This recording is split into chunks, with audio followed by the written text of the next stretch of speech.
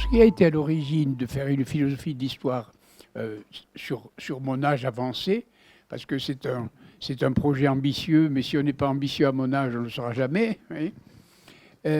C'est que tout le monde voit aujourd'hui, d'une certaine manière, que que la politique est en panne. Et la politique est en panne, de façon très simple. Elle se réduit de plus en plus à l'économie et seulement à l'économie. Donc il n'y a plus de grands projets, il n'y a plus de projets majeurs. Et pourquoi il n'y a plus de projets majeurs? Parce que justement, il n'y a pas de philosophie d'histoire. Nous avions une philosophie d'histoire, notre politique était généralement inspirée par une philosophie de l'histoire, et cette philosophie de l'histoire était empruntée généralement à ce qu'on appelle la philosophie des Lumières, c'est-à-dire le XVIIIe siècle. Il se trouve que cette philosophie des Lumières, induisant cette idée de progrès indéfini qui est devant nous, qui fuit devant nous, et derrière laquelle nous courons, si vous voulez, a été mise en défaut, mise en crise à plusieurs reprises récemment. Enfin, récemment, dans le dernier demi-siècle. Par exemple, dans ma génération, ou la génération qui me précède de très peu, nous étions tous Lumière. D'ailleurs, Karl Marx, qui a fondé le socialisme scientifique, était un homme des Lumières, mais Adam Smith, qui a fondé les partis de droite, c'est-à-dire les libéralismes économiques, était aussi un homme des Lumières. Eh bien, les deux côtés de ces Lumières ont été mis en crise pour une raison absolument simple. C'est que, alors je reprends, dans ma génération et celle qui la précède, nous pensions, avec les Lumières, que les sciences étaient toutes bonnes et seules bonnes. Et qu'on pouvait leur faire indéfiniment confiance pour assurer les progrès. Et d'ailleurs, c'était vrai, nous le vivions ainsi, et nous le vivons toujours d'une certaine manière ainsi. Mais il y a eu des crises. Et par exemple, ma génération a été bouleversée par l'arrivée en scène de la bombe atomique, celle qui a explosé à Hiroshima et à Nagasaki. Et par conséquent, on s'est aperçu que la science, dans son progrès le plus pointu, le plus majeur, le plus contemporain, aboutissait à une catastrophe. Et cela n'a pas cessé. Il y a eu des problèmes avec la physique, il y a eu des problèmes avec la chimie, une certaine explosion à Seveso, puis il y a eu des problèmes qui se sont posés en biologie. On était obligé de mettre des comités d'éthique, etc. Vous voyez donc que la philosophie des Lumières, qui est toujours en valeur d'une certaine manière, et auquel je crois en grande partie, a été mise un peu en défaut. Et donc, aujourd'hui, beaucoup de gens mettent en doute la question des progrès, mettent en doute le fait qu'on puisse faire une confiance aveugle dans les sciences. Vous voyez ? Et là, cette crise a fait que, tout d'un coup, nous avons manqué d'horizon. On a manqué de projet. On n'a pas su où on allait. Voilà la première raison. La seconde raison est encore un peu plus fine, si vous voulez, plus difficile à comprendre. C'est que rien n'est plus difficile que de comprendre le contemporain. Rien n'est plus difficile que de lire avec lucidité ce qui se passe aujourd'hui. Et c'est d'autant plus difficile de lire ce qui se passe aujourd'hui que nous vivons, et nous allons le dire si vous voulez, nous vivons une période où un certain nombre de circonstances sont absolument uniques dans l'histoire. C'est-à-dire, nous vivons des éléments ou des événements qui ne se sont jamais passés. Et par conséquent, alors je vais les citer tout à l'heure, si vous me posez la question sur cette question, comme ces événements sont absolument uniques, notre habitude de lire l'histoire autrement est mise en échec. On ne voit pas, on voit mal le contemporain. On voit mal l'ère dans laquelle nous vivons. Nous la lisons difficilement. Et du coup, le manque de projet plus la difficulté de lire le contemporain fait que nos politiques sont en panne. Voyez, ils ne se réduisent, ils finissent par se réduire seulement aux questions économiques, qui seraient évidemment plus faciles. C'est-à-dire, aujourd'hui, on n'entend pas quelqu'un qui est un grand projet de société, un grand projet d'histoire. Vous voyez, ce qu'on appelle la philosophie politique, quoi. Regardez par exemple au XIXe siècle, des inventions de nouveaux systèmes politiques, il y en a eu beaucoup. n'est-ce pas, les socialismes utopiques, etc. Mais au XXe siècle, il y en a eu de moins en moins. Vous voyez. Et par conséquent, il fallait rétablir ce manque et tenter le coup de parler du contemporain et de mettre le contemporain en perspective par rapport au passé, c'est-à-dire une philosophie d'histoire. Et c'est ça que j'ai tenté de faire. Voilà. Alors, en effet, cette philosophie de l'histoire, elle nous invite résolument à repenser notre monde contemporain avec recul. Et ça nous amène donc, bien sûr, à l'âge que nous vivons aujourd'hui, un âge que vous qualifiez de doux, qui a donc commencé il y a 70 ans, oui. Et après des siècles de guerre perpétuelle. À son origine, il y a plusieurs événements. Vous en avez cité un qui est la bombe atomique, des événements uniques dans l'histoire, dont vous nous direz peut-être quelques mots. Alors, qu'est-ce qui a permis l'avènement de cet âge doux et quelles sont ses principales caractéristiques? Alors voilà, ce pourquoi il est difficile de lire le contemporain, de lire l'état dans lequel nous vivons, c'est qu'en effet, comme nous l'annoncions tout à l'heure tous les deux, il se passe aujourd'hui des événements qui ne se sont jamais passés dans l'histoire. Alors, je vais en citer 4 ou 5 si vous voulez, mais vous les connaissez parfaitement. C'est que, par exemple, depuis qu'un certain Adenauer, qu'un certain Jean Monnet, qu'un certain Schuman ont constitué l'Europe, l'Europe est en paix depuis. C'est-à-dire, on dit souvent les 30 glorieuses, mais les 30 glorieuses n'ont été possibles que parce qu'il y avait 70 paisibles. C'est-à-dire, depuis 70 ans, nous sommes en paix. Nous ne faisons pas la guerre avec l'Allemagne, on ne fait pas la guerre avec l'Italie ou l'Angleterre, ce qui a ravagé l'Europe pendant des millénaires. Vous voyez. Donc, nouveauté, c'est la paix. Or, tout le monde est persuadé aujourd'hui, et je suis sûr que 90% de ceux qui m'écoutent ici à Dialogue à Brest aujourd'hui ne croient pas une minute à ce que j'ai dit. Alors, je leur conseille, s'il vous plaît, quand ils rentreront chez eux, de taper sur leur ordinateur, sur un moteur de recherche n'importe lequel, cause de mortalité dans le monde. Cause de mortalité dans le monde. Et apparaîtra sur l'écran un tableau avec les nombres de morts, avec les causes de mortalité, n'est-ce pas? Et le tableau est décroissant. Eh bien, la dernière cause de mortalité dans le monde, telle qu'elle est considérée dans le tableau comme négligeable, c'est guerre, violence, terrorisme. Et les dernières courbes que nous avons depuis quelque temps montrent que depuis 20 ans, puis depuis 10 ans, la courbe des violences ne cesse de baisser.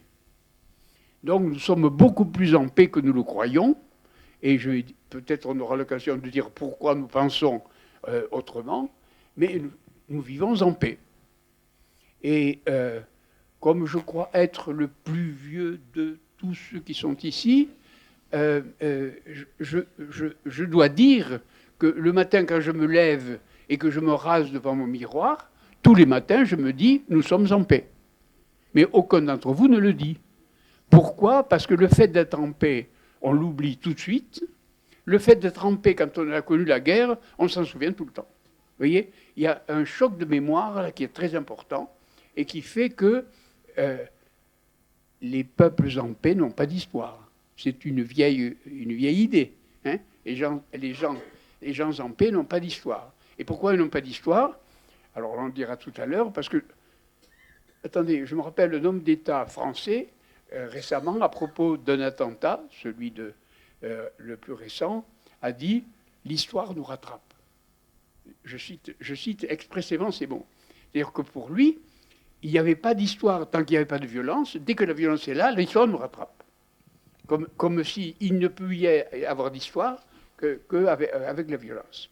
Le deuxième événement qui est arrivé, et c'est pour ça que je donne l'homme symbolique dont je parlerai tout à l'heure, c'est le fait que dans les 50 dernières années, dans les 100 dernières années, en gros un siècle d'abord, un demi-siècle après, l'espérance de vie a cru de façon quasi verticale.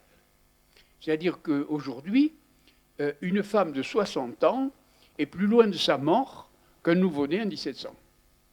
Donc, l'acquisition de l'espérance de vie a été telle, si vous voulez, que ça a complètement bouleversé la société. Vous voyez ? Alors, qu'est-ce que ça a bouleversé ? On peut citer rapidement les bouleversements majeurs. Par exemple, si vous lisez les romans du 19e siècle, de Dickens ou de Balzac, vous voyez qu'un homme de 30 ans a déjà hérité, il est en train de bouffer la fortune de papa. 30 ans. Mais aujourd'hui, la mortalité frise 84 ans, 80 ans. Je crois que l'espérance de vie des femmes aujourd'hui est de 84 ans. Mais elle meurt et son fils hérite. Oui, mais son fils a 63 ans. Par conséquent, toute la fortune est en train de se précipiter vers grand-papa et pépé et mémé. Vous voyez ? Et les jeunes n'ont plus rien. Et ça bouleverse complètement l'état financier de la société. Alors vous avez beau parler d'économie, si vous ne savez pas ça, vous ne lisez pas l'économie contemporaine. Vous voyez ? Et donc je crois qu'il y a des premières discussions, j'ai beaucoup insisté là-dessus, pour essayer de faire passer la fortune de pépé à l'arrière-petit-fils ou au petit-fils, en sautant une génération. Parce que les deux générations sont improductives du point de vue de l'investissement. Vous voyez, bon. Deuxièmement,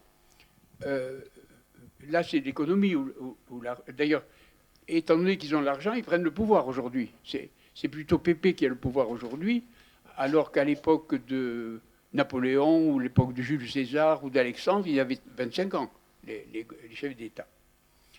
Deuxièmement, ce que ça bouleverse, c'est bien, par exemple, lorsque mon arrière-grand-père ou le vôtre se mariait avec sa petite amie ou sa fiancée, ben, il se jurait fidélité pour 3 ans. Hein, statistiquement, 5 ans. 25, 27, oui, 3 ans. Aujourd'hui, on se marie et on se jure fidélité pour 65 ans. Ben, ce n'est pas tout à fait le même mariage. Vous voyez, c'est le même mot, mais ce n'est pas la même chose. Vous voyez, donc l'espérance de vie a bouleversé complètement notre société sans que nous le voyions. Vous voyez, sans que nous le voyions, on ne voit pas le déplacement de la fortune, on ne voit pas le déplacement des relations amoureuses ou, si vous voulez, conjugales, mais pourtant, c'est décisif. Et la question qui se pose, c'est pourquoi il y a eu une telle augmentation de l'espérance de vie ?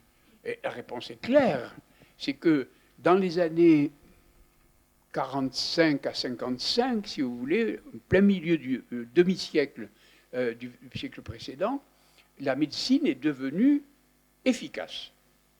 Les médecins d'avant soignaient admirablement, ben, ils guérissaient rarement. Vous savez, la fameuse phrase d'Ambroise Paré qui disait « Je le soignais, Dieu le guérit hein ». Et dès les années 55, avec l'arrivée de la pénicilline et des antibiotiques, tout d'un coup, par exemple, un médecin, dans les années 35, quand il recevait 10 malades dans son cabinet, il y avait en gros 4 syphilitiques, 4 véroles syphilitiques, 4 syphilitiques, 4 tuberculeux et 2 autres. 10 ans après, il n'y avait plus que les 2 autres. C'est-à-dire les maladies infectieuses commençaient à reculer, etc. Et du coup, la médecine se met à guérir et tout d'un coup, la démographie mondiale bondit. Et elle bondit de telle sorte, si vous voulez, que quand je suis né, vous me direz que c'était le néolithique, bien sûr. Mais enfin, quand je suis né, il n'y avait que 2 milliards, il y avait moins de 2 milliards d'habitants sur la planète. Aujourd'hui, il y en a 8, 7,5. Mais dans ma vie, la démographie a multiplié 2 fois par 2, 2 fois 2, 4 fois 2, 8. Ça, quand même, en une vie humaine, c'est une performance qui n'est jamais arrivée dans l'histoire, vous voyez. Et donc, c'est plus la même vie, c'est plus la même mort, c'est plus la même naissance, c'est plus le même monde, c'est plus la même population. Et ça, c'est complètement nouveau. Et donc, c'est pour ça que je dis dans mon livre que le héros qui représente parfaitement notre temps, c'est le médecin. C'est le médecin est le héros de notre temps.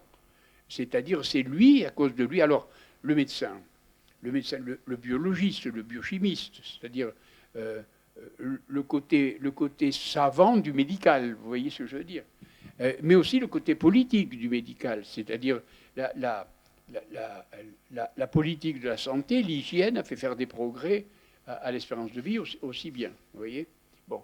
Alors, la paix, la douleur.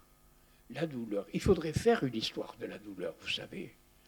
On ne se rend pas compte à quel point nos ancêtres ont souffert. Et aujourd'hui, un médecin peut rencontrer un homme de 60 ans dans son cabinet qui n'ait jamais souffert. Ça n'a jamais existé. Louis XIV, entouré des meilleurs médecins de son royaume, a hurlé de douleur tous les jours. Il avait une fistule anale inguérissable. Et aujourd'hui, une fistule anale, c'est un coup de bistouri, 8 jours d'antibiotiques. 4 jours d'antibiotiques. Oui.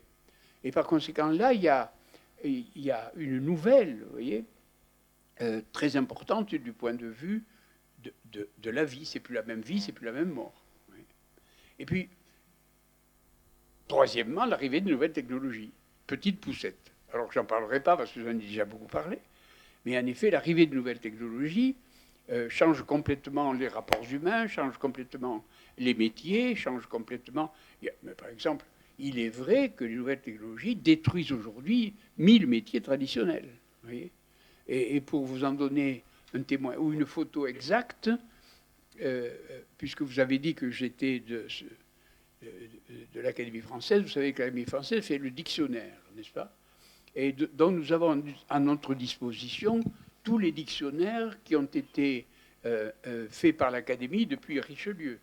Et entre deux dictionnaires successifs, le gradient de différence de la langue est de 4000 mots. 3000, 5, 4000, 5000, vous voyez, dans cette fenêtre-là. Et entre le dernier dictionnaire et celui que nous allons éditer, nous en sommes à la lettre W, c'est fini, ça fait 15 ans à peu près, la différence est de 37 000 mots. Pas 4 000, 37 000. Et on a bien regardé d'où venait... Alors, d'abord, on a regardé si c'était vrai dans toutes les langues, et c'est vrai, pour le portugais, le roumain, l'espagnol, l'anglais, etc. Et quand on regarde de près pourquoi, on s'aperçoit que ce sont les métiers. Si vous regardez par exemple une encyclopédie de 1950 avec des planches de métiers, vous apercevrez que tous ces métiers ont disparu et qui ont été remplacés par de nouveaux métiers. Par conséquent, là aussi, il y a une transformation en voie d'ailleurs de développement. Nous ne savons pas encore vers où ça va aller, mais enfin, le contemporain est difficile à lire. Pourquoi? Parce que précisément, ces choses absolument originales qui sont arrivées, disons, après la Seconde Guerre mondiale et dont la transformation n'a fait que croître pendant 50 ans ou 60 ans, et ce sont des choses qui n'étaient jamais arrivées dans l'histoire. Voyez. Et par conséquent, nous vivons une période dont nous n'avons pas conscience qu'elle est unique dans l'histoire. Voilà. On vit une période tout à fait extraordinaire et tous les gens croient qu'il ne se passe rien. N'est-ce pas? Il y a même des articles dans les journaux, il ne se passe rien. Tu parles et il se passe justement des choses qui ne se sont jamais passées. Écoutez, ce livre, si vous regardez le dernier mot de ce livre, c'est écrit « Hôpital Cochin 2015 ». Ça prouve, si vous voulez, que je n'ai pas cessé d'être à l'hôpital pendant, disons, 1 an et demi. À mon âge, ça peut arriver. Bon. Eh bien, je n'ai presque jamais souffert. Alors que j'ai eu des opérations vraiment très lourdes. Vous voyez, j'ai souffert moralement, psychologiquement, parce que c'est difficile. Mais la vraie douleur telle que l'ont ressentie nos ancêtres, je ne dis pas qu'on ne souffre plus, mais tout de même, à la marge, ça compte beaucoup.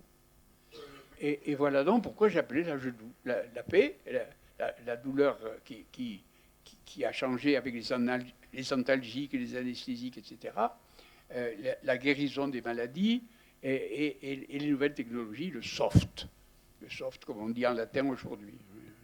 Alors maintenant, il faut bien que je m'avance en terrain difficile, mais il est vrai qu'à la télévision, le mot le plus répété, il faut le savoir, c'est le mot mort. Le second mot le plus répété, c'est le mot cadavre. Vous voyez, c'est-à-dire, on a l'impression que les nouvelles se réduisent à la nécrologie, n'est-ce pas? il ne s'agit que de morts, de catastrophes, d'accidents, etc. Alors évidemment, quand vous avez des nouvelles comme ça tous les jours, ça, alors ça tient peut-être pas au fait que les médias sont diaboliques, non, bien sûr que non. D'ailleurs, quand on dit ça aux médias, ils disent que c'est les clients qui le veulent, vous voyez. Bon, ils se renvoient la balle. Mais c'est peut-être autre chose. C'est peut-être le fait que aujourd'hui, c'est vrai que dès qu'il y a une guerre ou un accident à 1000, 2000, 5000, 10 000 kilomètres de là, il est aussi là. Vous voyez, c'est-à-dire l'espace a complètement changé. Donc tout a un retentissement ici et maintenant. Vous voyez. Et par conséquent, peut-être c'est ça. Mais enfin, il est vrai que vous êtes baigné dans les annonces mortuaires. Voilà. Et comme vous êtes baigné dans les annonces mortuaires, vous croyez que le monde est à feu et à sang. Ce n'est pas vrai. Voilà. Ce n'est pas vrai. Alors, ce qui est dit est vrai, factuellement. Il y a en effet eu des morts là. Il y a eu en effet un attentat là. Il y a en effet des morts en Syrie. C'est vrai. Factuellement, c'est vrai. Et si vous prenez du recul, mais la différence est gigantesque. C'est-à-dire, jamais le monde n'a été aussi pacifique. Voilà. Et alors, il y a peut-être une autre raison, c'est que lorsqu'on est en paix, on est de plus en plus sensible à la moindre déchirure, n'est-ce pas? Un homme en bonne santé crie très fort lorsqu'il se fait un petit bobo, voyez. Tandis que, vous savez, je suis quand même assez vieux pour avoir été contemporain du bombardement de Dresde. Voyez, 150 000 morts en 36 heures. Voyez. Ça n'a plus rien à voir avec ce qui se passe aujourd'hui. C'est vrai qu'en Syrie, il y a eu, je crois, en gros, 30 à 35 000 morts depuis 5 ans. Mais rappelez-vous quand même que la semaine sanglante de Paris, inaugurée par M. Thiers, quand les Versaillais se battaient contre les communards, et ils ont fait 25 000 morts dans la semaine. À côté de ça, Bachar el-Assad est un philanthrope. Oui, et il faut regarder les chiffres tels qu'ils sont, vous voyez, etc. Voilà. Donc, si vous voulez, c'est vraiment un âge doux. Et je persiste, les signes, et ça commence à se savoir. J'ai entendu déjà des gens se rallier à ma thèse, de dire, ah oui, en effet, les statistiques disent bien que, etc. Voilà, c'est l'âge doux. Alors, il s'appelle le Samaritain, parce qu'il se penche sur le blessé, etc., que les intellectuels ne passent mais ne le soignent pas. C'est le médecin, quoi, disons, en gros. Je crois que dès lors qu'on a compris ce profil de la contemporanéité, de ce que nous vivons, eh bien, le projet devient clair, vous voyez, c'est-à-dire le projet de paix, le projet de santé, le projet, etc., et qui reprend en partie, d'ailleurs, l'âge des Lumières, mais autrement. Autrement dit, la révolution industrielle, alors je rentre un peu dans des détails techniques, lorsque la révolution industrielle est arrivée, elle était fondée sur la science de l'énergie, ce qu'on appelle la thermodynamique en termes scientifiques. Et bien entendu, toute notre économie est fondée sur la recherche de l'énergie. Et je crois qu'aujourd'hui, nous vivons une période avec de nouvelles technologies et puis d'autres, les biotechnologies, etc. Nous vivons un temps où la nouvelle révolution va plutôt être fondée sur les sciences de la vie et de la Terre. Les sciences de la vie et de la Terre sont plus respectueuses du monde, plus respectueuses de l'environnement, qui nous mettent en rapport de façon plus vraie avec la Terre, avec les vivants, etc. Vous voyez, tandis que la thermodynamique n'était pas... Pour vous frapper sur la question des nouvelles technologies par rapport à la révolution industrielle, je voudrais vous donner un exemple. La plupart des gens qui sont venus, je crois, sont venus en voiture. Et entre chez eux et ici, ils ont utilisé la voiture, disons, en moyenne un quart d'heure ou une demi-heure. Puis ils vont rentrer chez eux et la voiture va être au garage. Alors, quel est le temps pendant lequel vous utilisez votre voiture, hein? Alors, sur 24 heures, vous l'utilisez, disons, pour être fort, 3/4 d'heure. Mais qu'est-ce qu'elle fait pendant le reste du temps? Réponse, rien. Mais que je sache, si cette voiture ne fait rien, elle pourrait servir à vous, à Catherine, à Sylvie, à moi, et ainsi de suite. Ah oui, mais c'était impossible, parce que pour mettre ma voiture à la disposition de tout le monde, alors qu'il n'y avait pas de nouvelles technologies, il fallait une quantité d'informations telle que cette quantité d'informations aurait coûté beaucoup plus cher que le prix de la voiture. Oui. Mais aujourd'hui, c'est gratuit. On a tout de suite l'information sur Blablacar, tout ce que vous voulez. Oui. Et par conséquent, vous voyez tout d'un coup la différence qu'il y a entre la révolution industrielle et la nouvelle. C'est le rapport entre énergie et information. Dès lors qu'on a une information, eh bien, je peux mettre à votre disposition mon taille-crayon, dont je me sers vraiment 3 fois tous les 6 mois. Vous voyez ? Et donc, mon taille-crayon est à votre disposition. Il n'y a qu'à taper sur Internet, taille-crayon Michel Serres. Et donc, la révolution industrielle nous a inondés d'objets parfaitement inutiles. C'est-à-dire qu'il y a 100 fois trop de voitures. Vous voyez ? Et alors, du coup, comme il y a 100 fois trop de voitures, si on revient à l'équilibre information-énergie, alors, attention, c'est la notion de propriété qui va changer. Parce que cette voiture-là, qui était la vôtre, et seulement la vôtre, si elle sert à tout le monde, c'est plus la vôtre tout à fait. Et par conséquent, la notion de propriété va basculer. Vous voyez, et ainsi de suite. Vous voyez, par conséquent, dans le contemporain, l'analyse de nos conduites demande une attention raffinée telle qu'on ne peut pas la lire. Voilà, c'est ça que je voulais dire. Et le décalage maintenant entre nos politiques et cette évolution est tel que, bon, c'est même terrifiant, quoi. Je ne sais pas, un jour, vous savez, je dîne pas souvent en ville, c'est pas ma tasse de thé, mais un jour, j'ai bien forcé quelquefois, et un monsieur me dit, il s'approche de moi, mais c'était assez récent, il me dit, vous connaissez ça? Je dis, oui, depuis quand?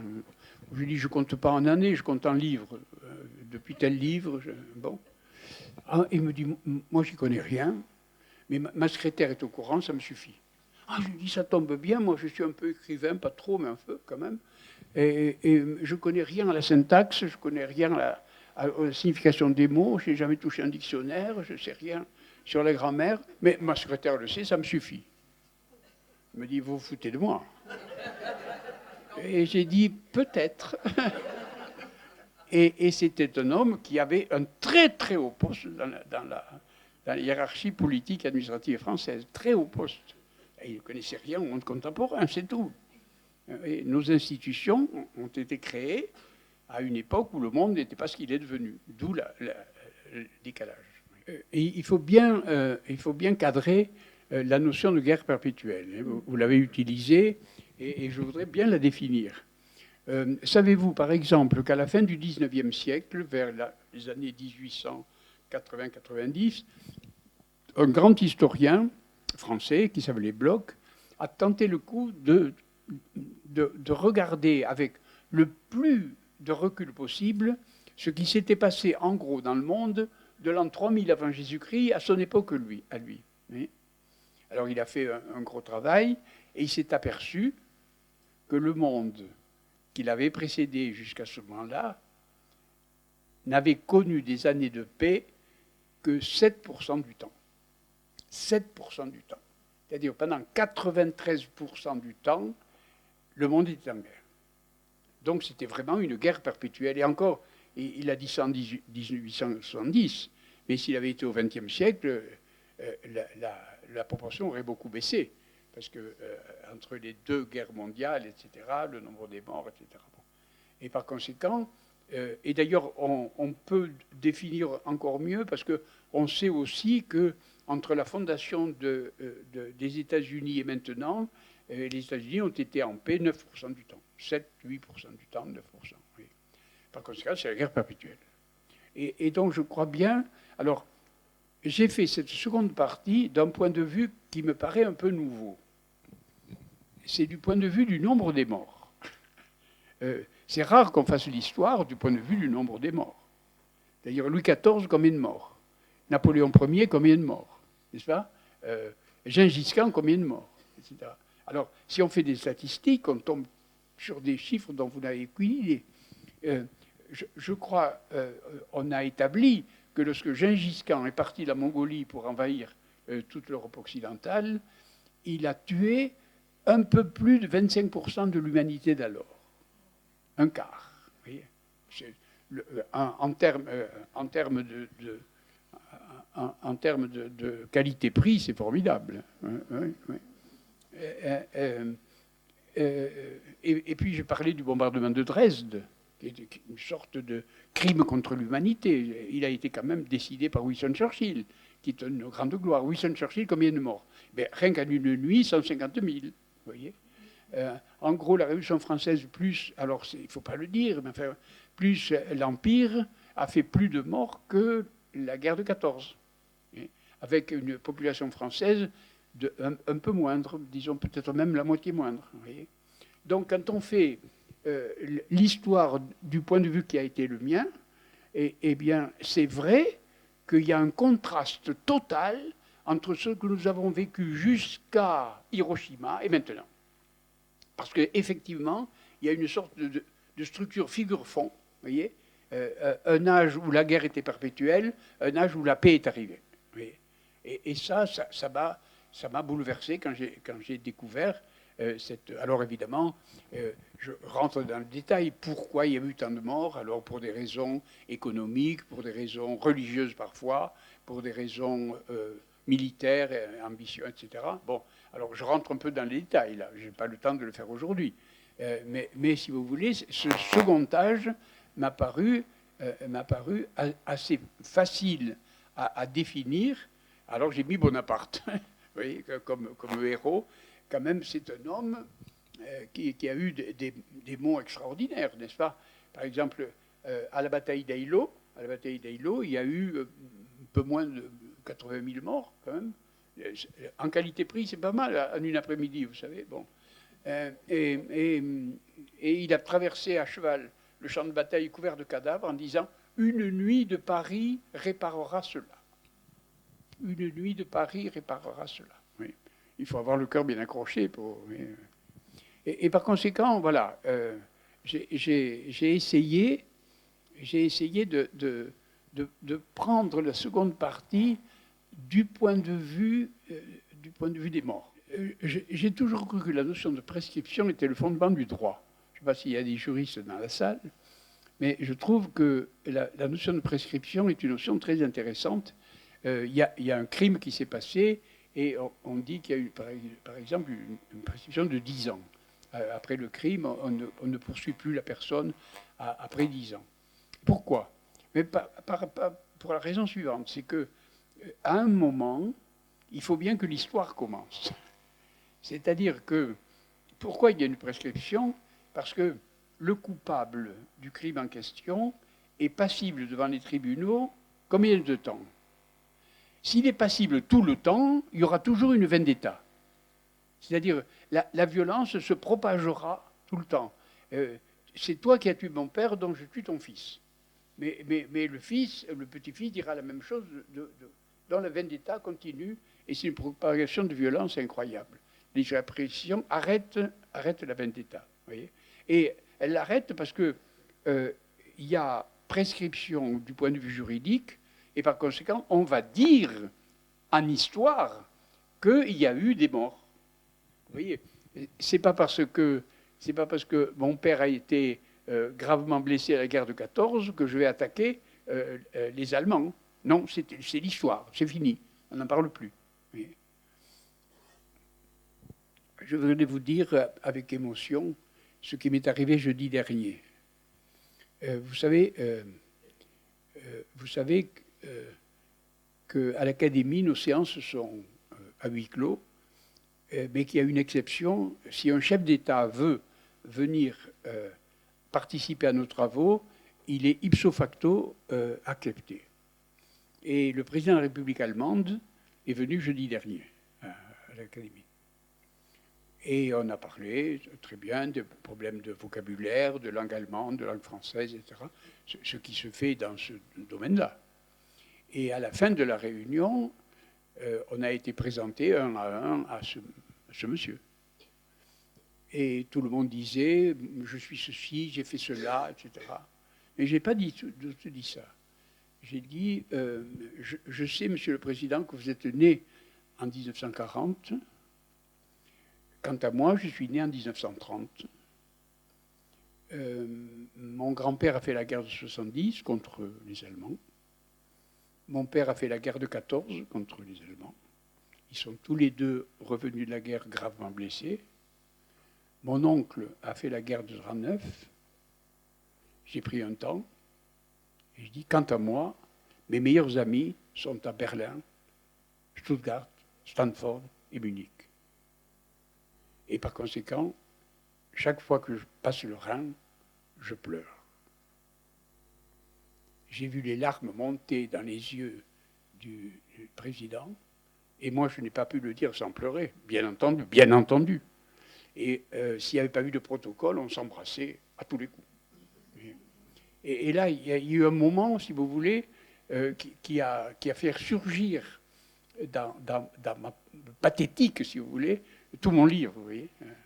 Tenez, je vais vous raconter une autre histoire. Puisqu'on est dans la violence, vous vous rappelez de l'attentat contre le 11 septembre, la tour de New York. Très bien. À ce moment-là, le trafic aérien était interrompu pendant un certain nombre de semaines, je crois. Et comme je devais aller enseigner là-bas, à San Francisco, j'ai pris le premier avion qui a été disponible pour aller à San Francisco. Et on était 2 ou 3 dans l'avion, hein, on n'en pas large. Bon, ça fait rien. J'atterris et la personne qui m'attendait à l'aéroport me dit « Michel, on est invité ce soir chez Léon Tel, etc. » Alors, on était invité à un dîner, et dans le dîner, je ne sais pas, il y avait 4 nationalités, 3 langues, 6 religions, enfin, vous voyez, un peu mélangé. Et de quoi on a parlé? De l'attentat. On ne parlait que de ça à l'époque. Et à un certain moment, quelqu'un a dit c'est curieux, ces kamikazes-là, ils font la queue pour mourir. Ils font la queue pour y aller, pour mourir, pour se donner, etc. Et je ne sais pas ce qui m'a pris, je me suis levé et j'ai dit mourir pour sa patrie est un si digne sort qu'on briguerait en foule une si belle mort. Tout le monde m'a regardé et m'a dit « Mais qui a écrit ces horreurs ?» J'ai dit « Un certain Pierre Corneille, dans une tragédie qui s'appelle Horace, acte 1, scène 2. » Vous voyez là la bascule de culture, vous la voyez là, la bascule de culture, le fait que nous avons sucé le lait de ça, n'est-ce pas, qui est devenu maintenant l'horreur absolue. Vous voyez, on voit très bien la bascule entre l'âge dur et l'âge doux. Vous voyez, simplement sur une petite anecdote aussi petite, personnelle que celle-là. Oui, voilà. La bascule entre l'âge dur et l'âge doux, et donc entre la mort et la vie. Et ce couple vie-mort, finalement, il peut schématiser aussi l'évolution de l'histoire. Il peut se rapprocher du couple entropie-énergie. Oui, et ça nous amène à la première partie de votre livre. Elle est très bonne. Hein. Même à l'envers, elle se débrouille. Hein. C'est formidable. Alors,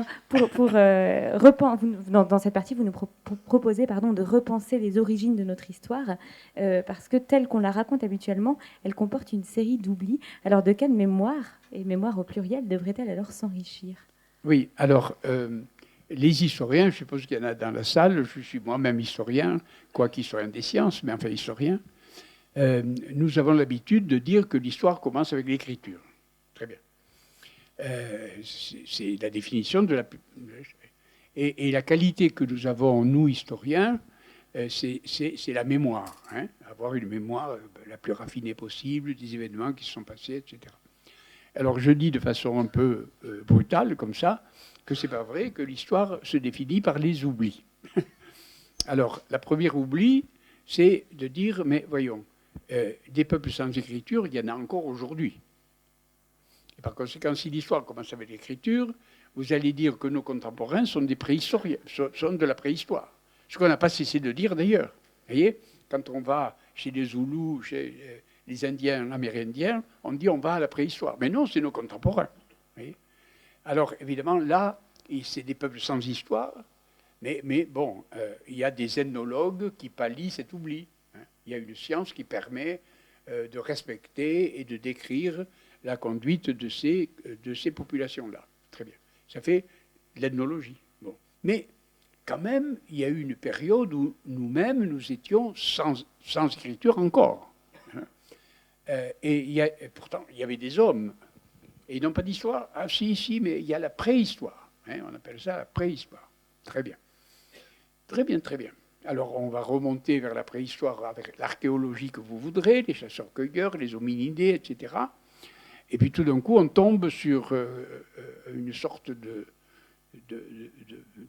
d'anthropoïde, si vous voulez, qui commence à penser qu'il a un ancêtre commun avec le chimpanzé ou le bonobo, n'est-ce pas?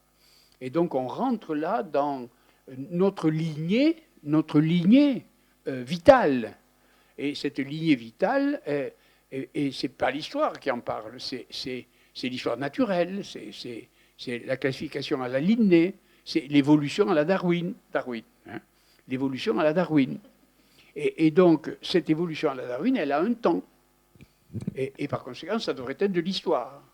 Ah oui, mais cette évolution-là, jusqu'où elle va remonter? Elle va remonter d'espèce en espèce vers les premiers pluricellulaires et puis les premiers monocellulaires. Et on sait dater l'arrivée du premier monocellulaire sur la Terre. C'est 3,8 milliards d'années. Très bien. On sait le dater. Et c'est la biologie ou la biologie évolutionniste qui la date. De la même façon que la préhistoire datait aussi les événements, etc. Et oui, mais comment ce monocellulaire est-il apparu?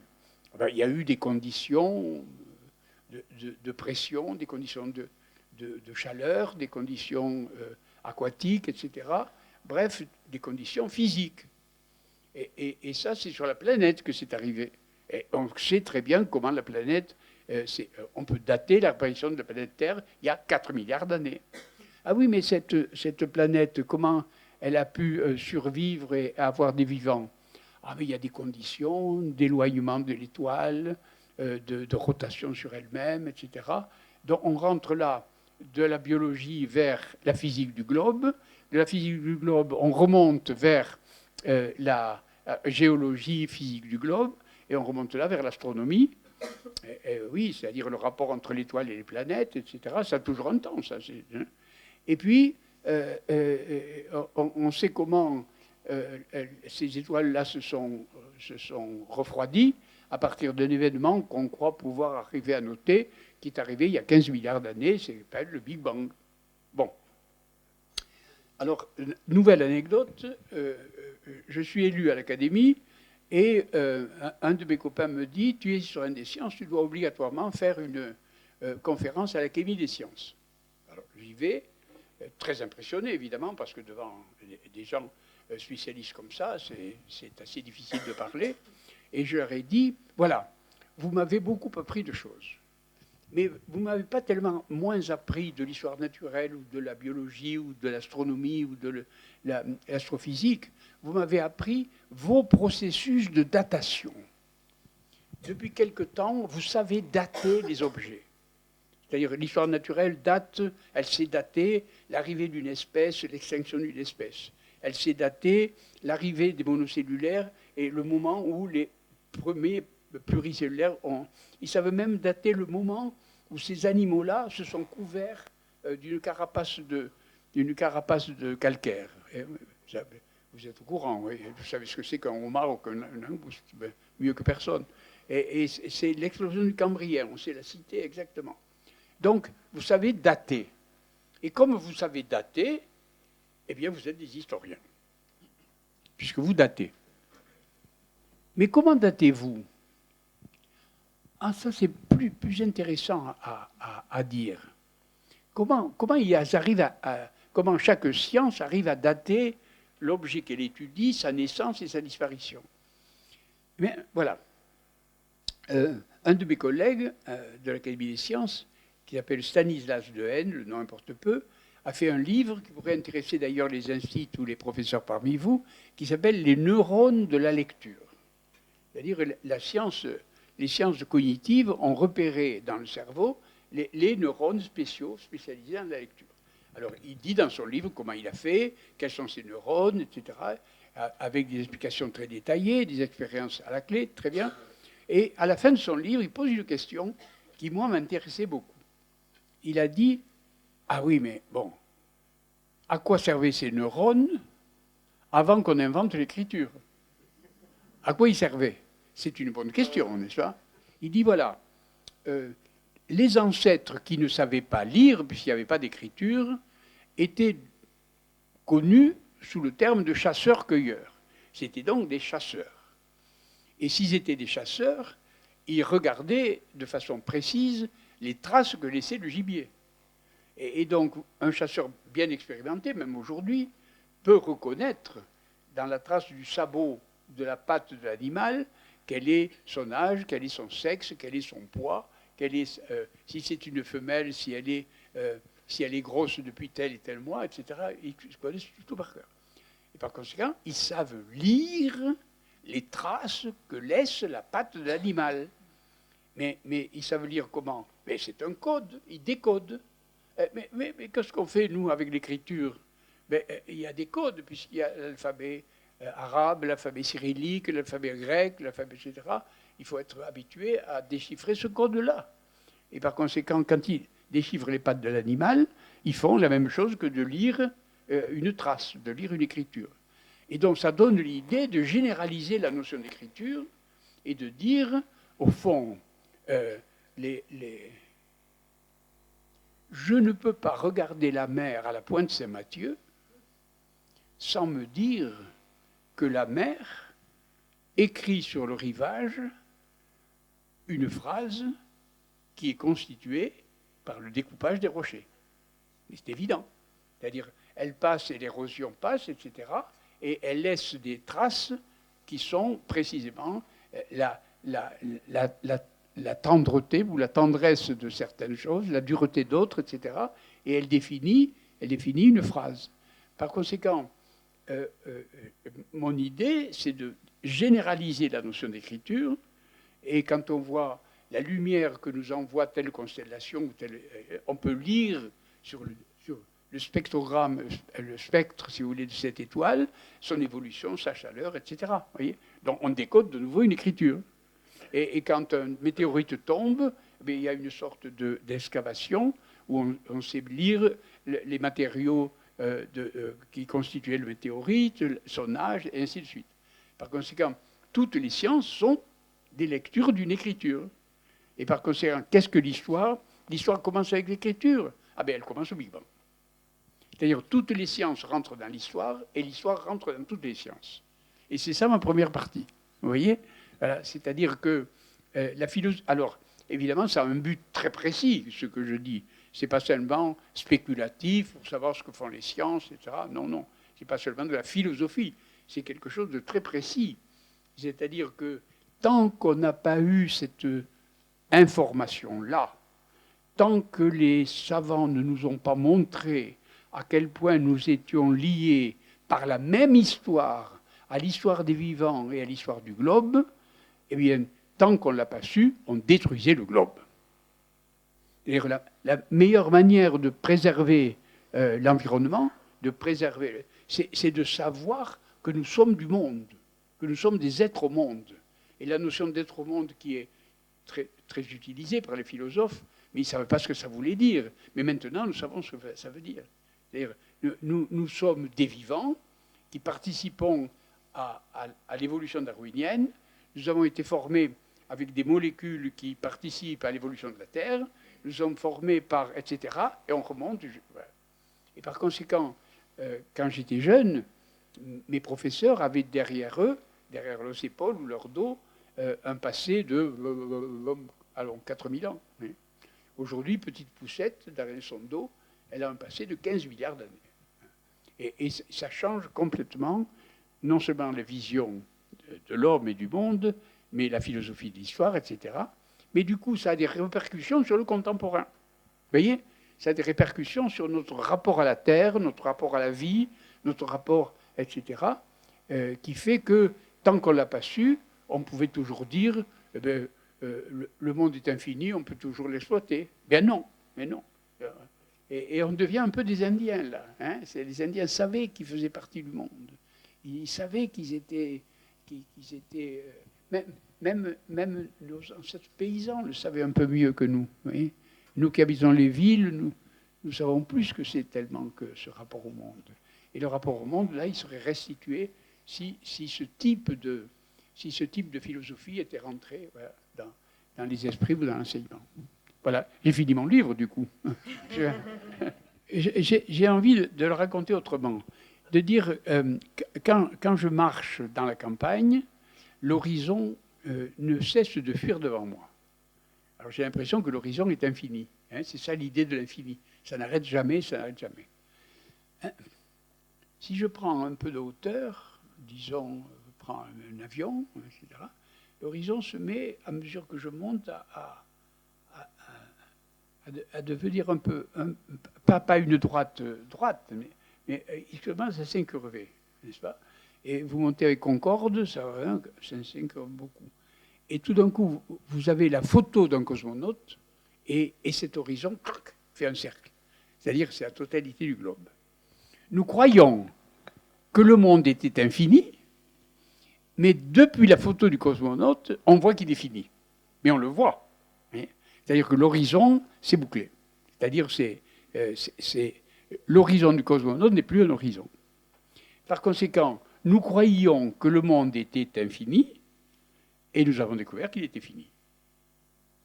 Et les philosophes pleuraient sur la condition humaine, cette pauvre condition d'un homme fini, dans un monde infini qui l'écrase, vous savez.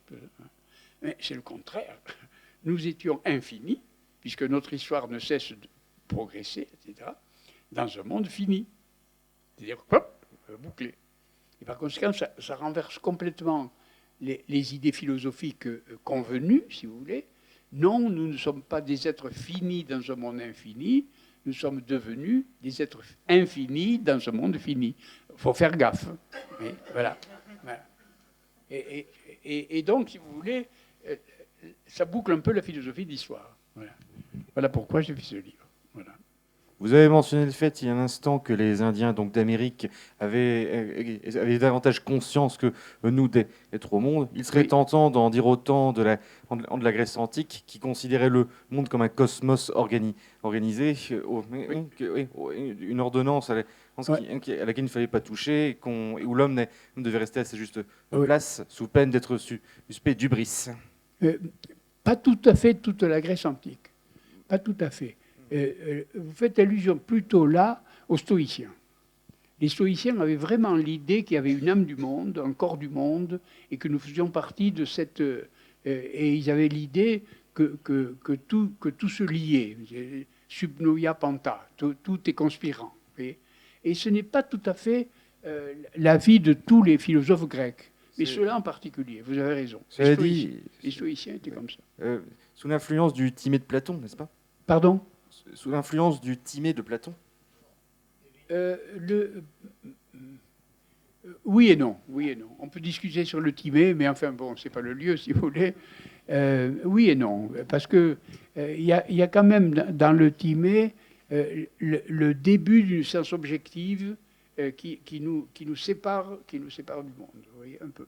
Ma question serait la suivante, un peu lyrique, mais un peu. Vous allez voir. Si durant la guerre perpétuelle, l'humanité se battait avec l'épée de Damoclès qu'elle utilisait constamment, oui. Et aujourd'hui, on est moins enclin à se battre, oui. Mais j'ai quand même le sentiment d'être menacé par quelque chose d'extrêmement violent. Oui, c'est un sentiment que tout le monde partage aujourd'hui et contre lequel je me bats. Oui. C'est-à-dire cette idée de peur est entretenue chez vous par des gens qui ont sans doute intérêt à entretenir, je ne sais pas. Mais il faut lutter contre ça, ce n'est pas vrai. Écoutez, vous ne risquez rien. Enfin bon, si vous risquez, il faut quand même pas oublier qu'il y a trois violences, mon cher, trois violences. Il y a la violence internationale dont je parle, c'est-à-dire la violence entre les nations, pour laquelle nous avons inventé l'armée, la marine, les trois armes. Très bien. Puis ensuite, il y a la violence intérieure à une collectivité, c'est-à-dire les guerres intestines, les guerres entre les voisins, les guerres entre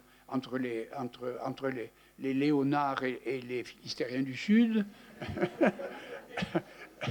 Vous voyez ce que je veux dire, les guerres entre... Et c'est pourquoi on a inventé la police, c'est-à-dire les gardiens de la paix. Ils s'appellent gardiens de la paix. Puis il y a une troisième violence très peu analysée, qui est la violence intime à l'intérieur de la vie privée. Et cette violence intime à l'intérieur de la vie privée, on en parle peu, mais elle est peut-être la plus dangereuse de toutes. Vous le savez sans doute, une femme meurt tous les 3 ou 4 jours dans notre pays sous les coups de son mari ou de son amant. Et un enfant meurt tous les 10 à 15 jours sous les coups de ses parents.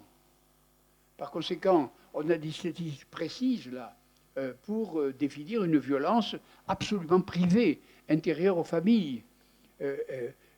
L'inceste n'est qu'un cas particulier de cette violence intrafamiliale, vous voyez.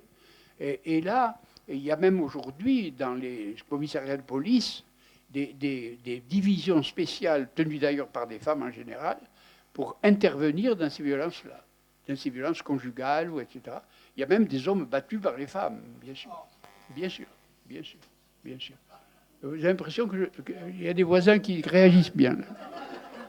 Vous avez dit tout à l'heure que la politique est en panne, Oui. Par manque de projets.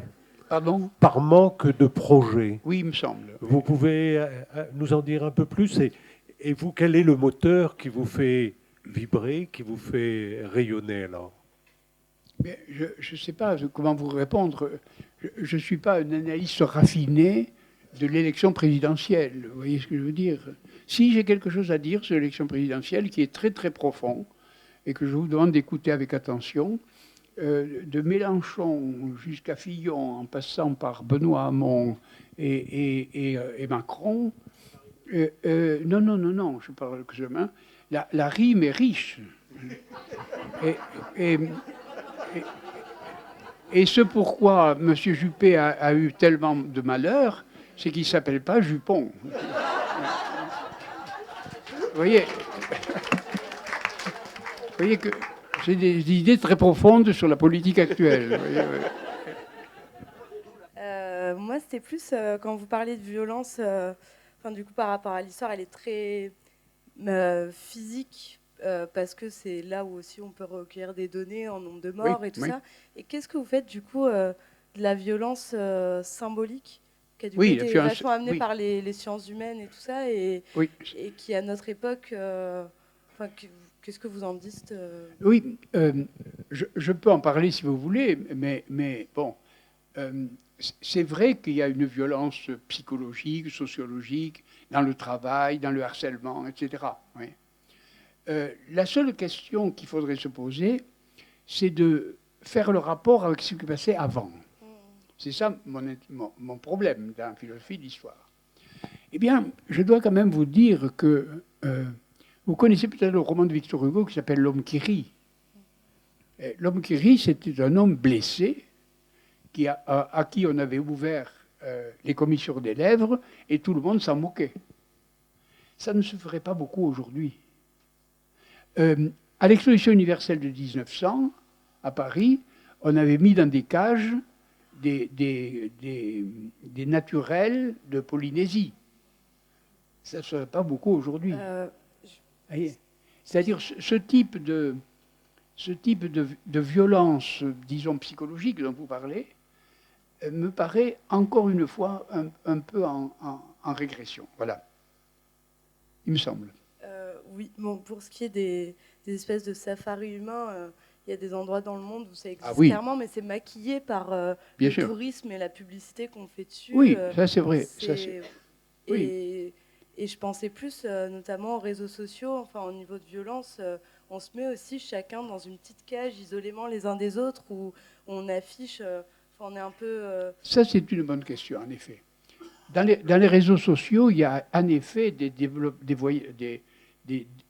explosions de violence énormes. D'accord. Je le dis dans mon livre. Ah non, c'est pas dans ce livre, c'est dans ce autre, pardon. Qui est paru avant-hier. Oui.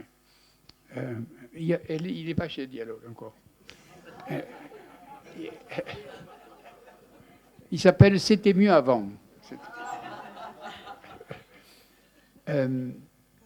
Où j'en étais Ah oui, oui. Et je dis la chose suivante. Je dis, j'ai vécu à une époque où on était gouverné par Franco, Mussolini, Hitler, Lénine, Staline, Mao, etc. Rien que des braves gens. Et ils se sont adonnés à un certain nombre de crimes d'État, à un certain nombre de guerres, etc. J'aurais tellement préféré qu'ils se battent sur les réseaux sociaux. Vous voyez. C'est-à-dire, c'est vrai que l'expérience de violence est forte, mais elle est quand même douce du point de vue informatique. C'est du soft. C'est des paroles. C'est pas la bombe atomique. Vous voyez. Et donc, je le dis dans mon livre, j'aurais tellement préféré que ce soit du virtuel. Tant mieux qu'il y ait l'explosion. Oui, au moins, la violence humaine se décharge autrement. Vous voyez. Bonsoir, Monsieur Serge. Bonsoir. Là, je rebondis sur le combat des Horaces et des Curiaces. Exact. Ils n'étaient pas beaucoup à ce moment-là. Hein. Donc, ça avait quand même arrêté une guerre. Ah oui. Alex, et ensuite, vous n'avez pas parlé du tout, mais je comprends que vous n'ayez pas le temps, de la religion et de l'impact de la religion dans les guerres d'autrefois, qui ne sont pas à oublier, et encore aujourd'hui, mais bien, qui étaient très présentes depuis la naissance du christianisme en particulier. Mais si vous lisez mon livre, vous apercevrez que les 3 causes de violence que je donne dans le monde dur, c'est religion, armée et économie. Et il y a une chose que j'aurais voulu nommer, c'est la solidarité, qui existait beaucoup, peut-être à mon sens, davantage autrefois, et dans les pays justement en amérindien, et avec les Amérindiens, etc., qui existe peut-être moins dans notre époque, et qui serait bon peut-être de remettre au goût du jour. Alors, voilà, c'était un peu tout ça que je voulais dire en même temps. Je veux bien répondre sur 2 questions, sur la solidarité et sur les Horaces et les Curiaces. Alors, sur les Horaces et les Curiaces, je vous conseille de lire un livre majeur qui s'appelle « La guerre mondiale », qui est écrit par un certain Michel Serres, et qui, sur 40 pages, analyse les Horaces et les Curiaces, en effet, c'est simple à analyser les Horaces et les Curiaces. Supposons qu'il y ait un bar à matelots ici, au fond de la rue de Siam, et que les matelots soient un peu sous à minuit, et un se bat contre l'autre, et le copain du premier vient à sa rescousse, le copain du second vient à sa rescousse, le troisième copain vient à sa rescousse, et ça croît, jusqu'à ce qu'on dit la mêlée devint générale. Vous voyez, c'est ça. La croissance de la violence se fait comme ça. Et maintenant, filmer ce mouvement à l'envers. Vous allez vous apercevoir que tout le monde se bat, et que tout d'un coup, des gens se retirent, ils ne se battent plus, et regardent ce qui se passe. Et tout le monde se retire et regarde ce qui se passe. Tout le monde se retire, et à la fin, il n'y en a plus que 2. Le dernier Horace, c'est le Curiace. Et l'Horace, la guerre fait rage entre Rome et Albe. Tout le monde se bat contre tout le monde. Et puis on invente l'armée, les vieillards et les enfants et les femmes se retirent et regardent les hommes. Et tout d'un coup, le patron de Rome et le patron d'Albe se réunissent et se disent « c'est quand même pas raisonnable de faire mourir tant de jeunes gens qui nous serviraient à autre chose, et si on élisait 3 ». Et c'est le processus d'arrêt de la violence, c'est-à-dire c'est la violence filmée à l'envers. Voilà. Bon, ça c'est pour les Horaces et les Curiaces, mais lisez donc ce livre, il est très bon.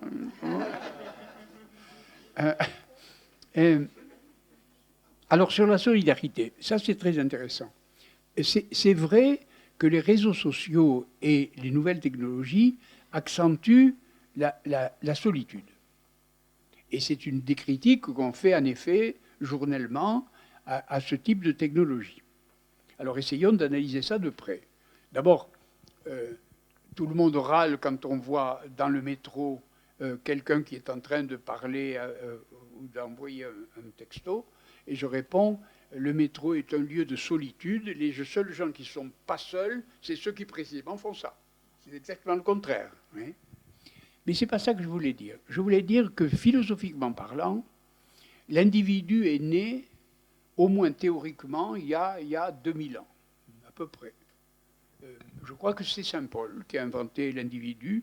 Il n'y a plus ni juif, ni grec, ni homme, ni femme, ni esclave, ni homme libre, mais toi seul. Et c'est la première idée post-socratique, si vous voulez, de l'individu. Alors peu à peu, l'individu est passé par Descartes, Cogito, puis par les confessions de Saint-Augustin d'abord, bien sûr, les confessions de Rousseau, etc. Et l'individu est né, d'abord avec peut-être la photographie, et puis il est né récemment. Je crois que l'individu est né là, maintenant. Voilà. Et que Petite Poucette est un individu, et en effet, a des problèmes de solidarité. C'est juste. Attention, maintenant, quels étaient les problèmes de solidarité jadis? Mais les problèmes de solidarité jadis, c'était un Français doit vivre pour elle, un Français doit mourir. J'étais solidaire de mes concitoyens, mais il fallait que je meure pour la France. Cette solidarité a disparu. C'est-à-dire que à peu près toutes les appartenances que nous avons vécues avec une libido d'appartenance terrible sont en train de s'effondrer.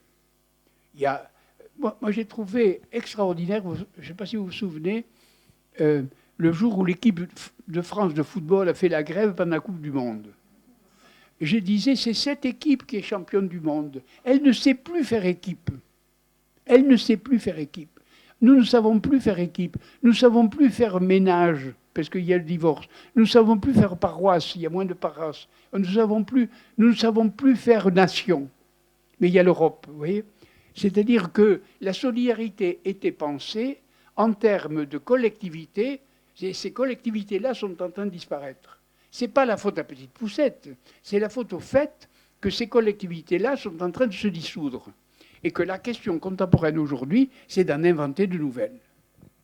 Une des grands problèmes de maintenant, c'est d'inventer des collectivités, et on les voit apparaître peu à peu, des collectivités d'immeubles, des collectivités de quartiers, des collectivités, etc. On le voit naître peu à peu.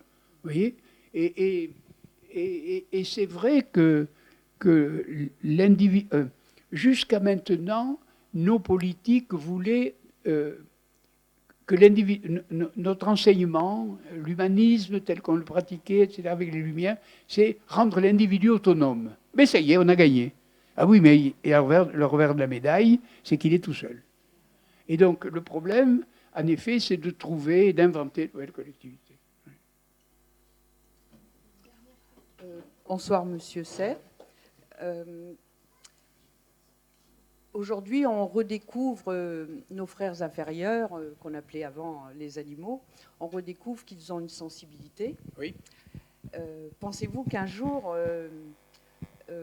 l'homme, cet intermédiaire entre les dieux et les animaux, pensez-vous qu'un jour, les populations de robots artificiellement intelligents auront pour nous une attitude compassionnelle, celle que nous avons envers les animaux? Je peux répondre à cette question, mais je vous dis d'abord que je ne suis pas Madame Soleil. Hein. C'est-à-dire, il est très difficile de dire que ce qui se passera après-demain. Hein. Ça, je ne sais pas le faire. Alors, Madame Soleil sait le faire, mais pas moi. C'est la question du robot est une question très débattue aujourd'hui. L'homme augmenté, le transhumanisme, ça déferle dans tous les livres et tous les discours. voyons, et on a peur d'être l'esclave des techniques, n'est-ce pas? C'est ça, esclave d'un robot que nous aurons inventé. Écoutez, madame, je suis vraiment l'esclave de mes lunettes. C'est-à-dire que sans mes lunettes, je ne peux pas lire. Et par conséquent, où sont mes lunettes? C'est terrible. Mes lunettes font partie de mon esclavage. Je suis lié à ça. Et nous sommes tous liés à d'autres techniques beaucoup plus simples. Je vous vois là tous, c'est curieux. Vous êtes comme moi, vous êtes habillés. C'est quand même une technique aussi, ça. On n'est pas tout nu. On est donc esclave de nos habits. Donc, depuis qu'on invente des techniques, on est lié à cette technique de façon, disons, souvent organique, n'est-ce pas? Bon.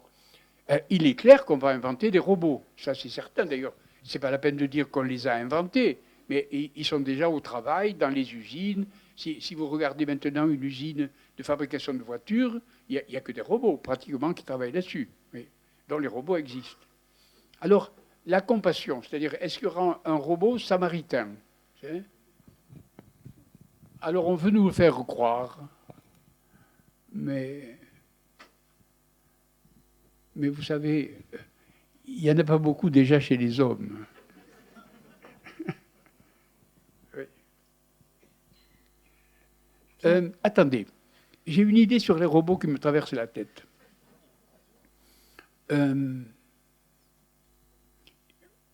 C'est l'histoire d'une femme qui a eu beaucoup de chance et qui a été prise comme attachée de direction dans le bureau à côté du PDG d'une boîte du CAC 40. Et elle est là, attachée de direction, depuis déjà plusieurs mois, et elle n'a strictement rien à faire. On ne lui donne jamais du travail. Donc elle est obligée d'inventer une conduite comme quoi elle travaille, n'est-ce pas? Alors elle s'active beaucoup, mais elle ne fait rien. D'ailleurs, j'appelle ça un feignant. Ce n'est pas un gascodisme, c'est celui qui feint. C'est le participe présent du verbe feindre. Il feint de travailler. Très bien. Et le PDG l'appelle au bout de 6 mois et lui dit, écoutez, mademoiselle, je suis tellement content de vous, vous vous activez tellement, etc., que je vais vous donner un assistant. Alors elle frémit, évidemment. Et elle voit arriver un assistant, c'était un robot. Et nous y sommes. Elle est devant le robot et elle a un problème grave, c'est-à-dire il faut apprendre au robot à ne rien faire. D'une part. Et d'autre part, il faut lui apprendre à faire semblant de faire quelque chose alors qu'il ne fait rien. Ça, c'est humain. Parce qu'un robot est fait pour apprendre quelque chose, pour faire quelque chose. Mais on ne peut pas lui apprendre à ne rien faire. Vous voyez ? Par conséquent, le fainéant, c'est l'être humain par excellence. Donc le robot ne jamais... alors, encore moins la compassion, pensez bien.